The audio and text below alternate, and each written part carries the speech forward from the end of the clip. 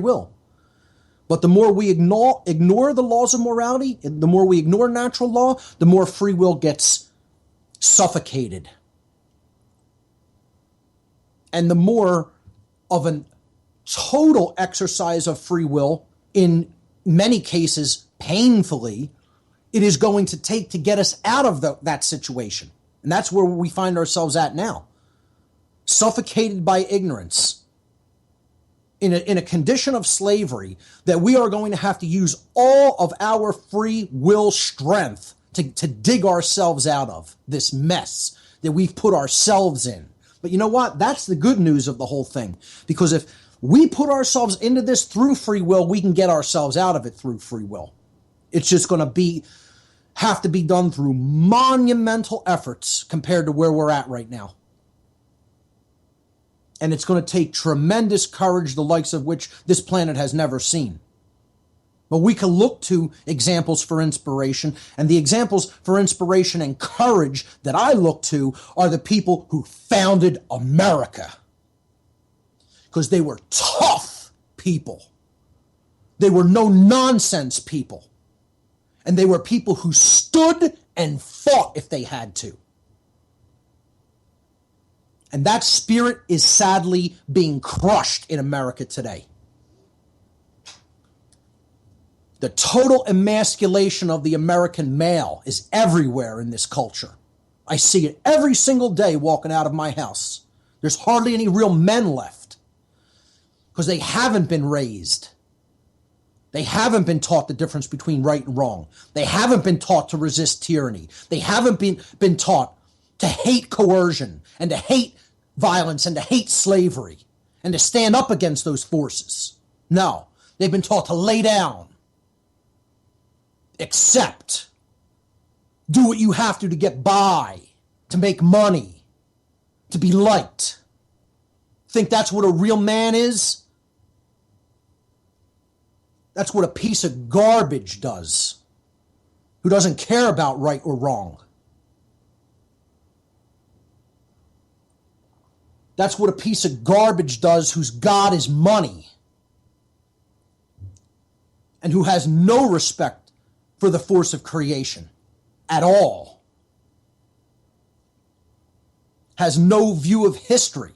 This is what the people of this city, the city where the Declaration of Independence was signed, it sickens me to my core to walk outside and go out in these streets on a daily basis and see the kind of people that exist here. They know nothing about history. They know nothing about morality, and they don't care. And that's why they're slaves. And people don't even want to get upset or talk about this stuff. You know what? These ignorant fools are enslaving you and me. That's who's your enslaver. And if you're ignorant about the things I'm talking about today, you're the enslavers of the world.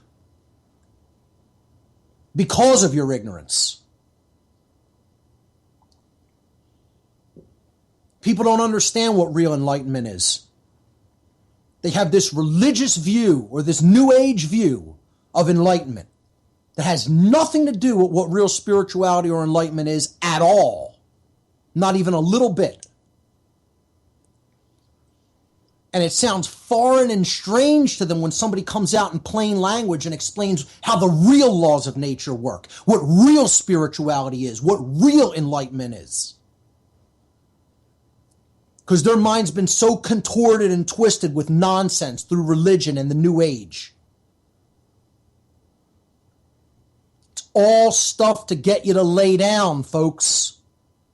And to get you to keep supporting order followers and the cultists.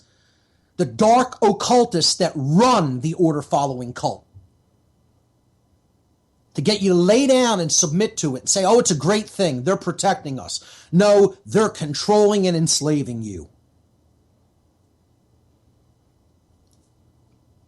And they've given you all these religious systems to get you to lay down to their tyranny and not stand up physically against it if necessary. Yeah, we need to rise up mentally and spiritually. And if we did that in mass, there wouldn't be a need for any kind of a revolt physically. But you know what? Barring that, if that doesn't work, and it wasn't working, an enlightenment, a massive enlightenment wasn't working during the time of the American Revolution 230 some years ago, well, we might have to do it again, physically. Physical righteous rebellion. And that should not be looked at as a bad thing. I ask people all the time, you think what the founders and the revolutionaries of America did was violent? There was no violence involved in what they were doing. The righteous use of defensive force is not violence. When you are being accosted with violence and your rights are being taken, you have a right to physically combat that. That right exists in the natural realm. And this is what religion and the New Age movement wants to convince people that right does not exist. Total BS, nonsense. Real enlightenment is about the marriage of the sacred feminine principle of non-aggression and the sacred masculine principle of self-defense. It's the sacred union, the alchemical wedding, if you will. The marriage of the divine feminine and the divine masculine. The sacred feminine principle is called the non-aggression principle. It's very simple. Don't harm other beings. The end. Don't engage in coercive and violent behavior toward others. Don't initiate coercive force against your fellow beings. Period. The initiation of force is called violence. Married to that sacred feminine dynamic, that principle of care for other beings, is the sacred masculine principle, the self-defense principle. If you are being accosted by violence, by other beings, you have a right to physically defend yourself against that assault, against that aggression. And the response of using force against violence is not violence itself.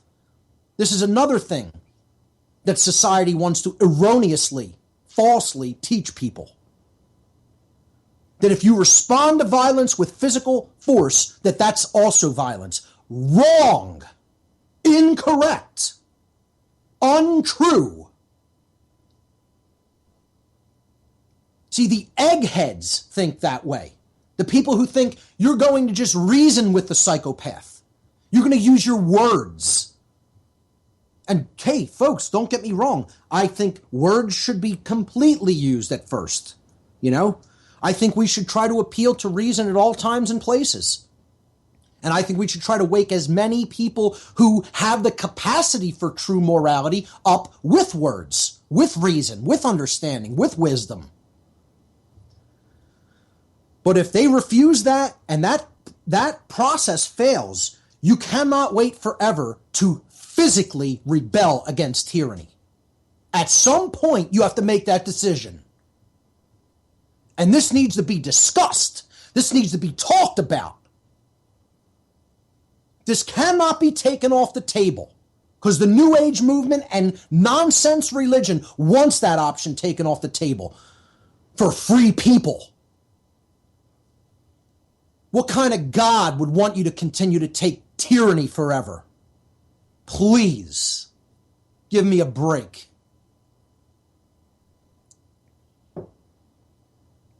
This is why this occultist controller class is constantly coming after the right of self-defense.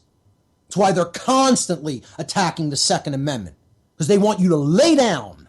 They don't want you to have the ability to defend your freedom. Physically. You know, I'm all for mental defense.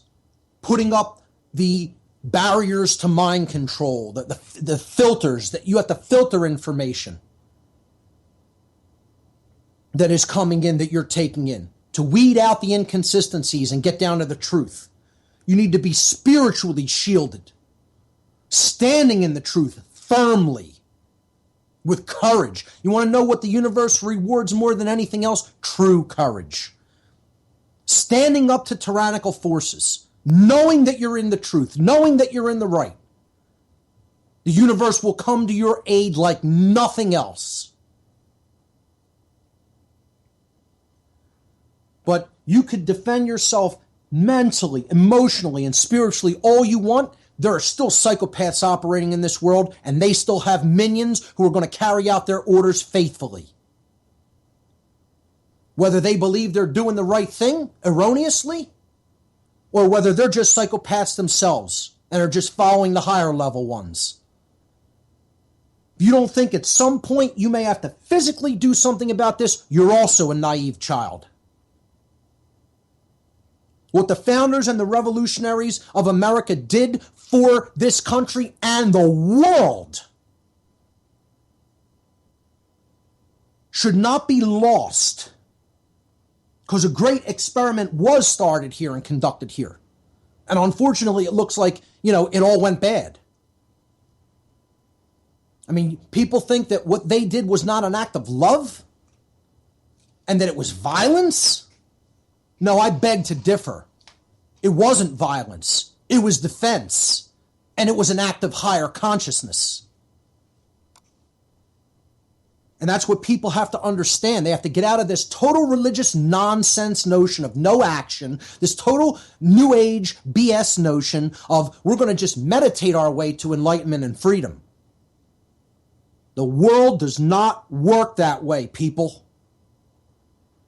It's about taking real world action in truth and courage. That's what wisdom is. Wisdom isn't knowledge. Knowledge and wisdom are two different things. Knowledge is the intake of truth, yes.